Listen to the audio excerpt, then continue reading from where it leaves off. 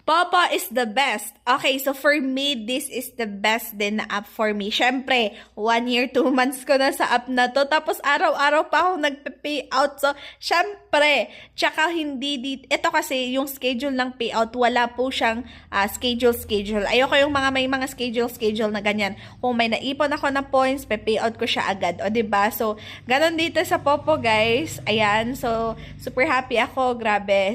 Inabot ako ng 1 year dito. So, agent ako dito, kaya ganun, araw-araw po yung payout ko. So, madami akong invites, madami akong ginaguide. Araw-araw nag-i-invite ako dito sa TikTok. Tapos guide. Tapos pag nag-earn yung mga members ko, ayun, nakakaipon din ako ng commission sa kanila, nakakapag-payout ako. So, ganun po yun mga loves ko. Dito araw-araw tasking, live, araw-araw, ipon-ipon ng points sa mga tasking. So, yung points yan yung iipunin nyo para makapag-payout kayo. So, 100,000 na points, yan po yung